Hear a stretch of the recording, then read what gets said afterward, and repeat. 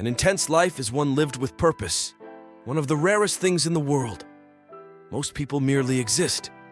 A quote from Martin Luther King that captivates me is when he says, "If a man hasn't discovered something he will die for, he isn't fit to live." I believe many of us are not on a path, but rather in a routine.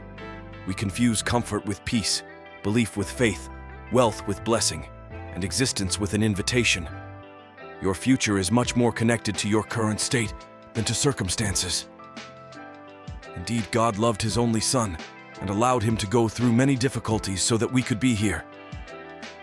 Sometimes we think we are failing God because we are not spared from something, but He did not spare even Jesus. Jesus was humiliated, betrayed, exposed, and shamed. They tore His clothes, took out His eyes, gave Him vinegar, and thrust a spear into His side. Jesus faced things that, at many moments, we ask, "God, have you forgotten me?" But remember, on that cross, God did not forget Jesus. On the third day, He called him back. Don't forget that crises are strong processes that shape our character. Strong men face difficult times, create easy times, and easy times create weak men. Weak men face difficult times again. This is the moment that separates boys from men. Some wait, asking, "Why me?" While others position themselves asking, "What do I need to understand in this time?" Perhaps you're wondering why you've been through so much. Maybe you want to break a cycle in your story so that your children see boldness and authority in you. Joseph experienced governance, but not everyone is willing to endure captivity. He was humiliated, forgotten, rejected, but God's prophetic word was fulfilled. Remember, every problem is raw material for a new miracle. Problems are not the problem. Lack of faith is.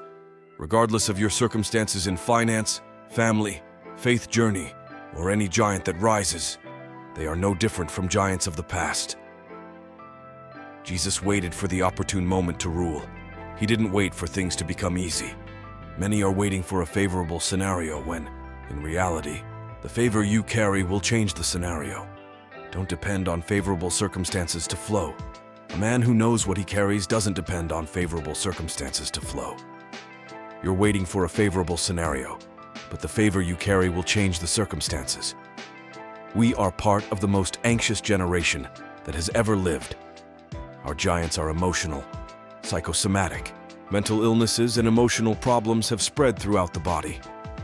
People with depression syndrome are facing challenging times.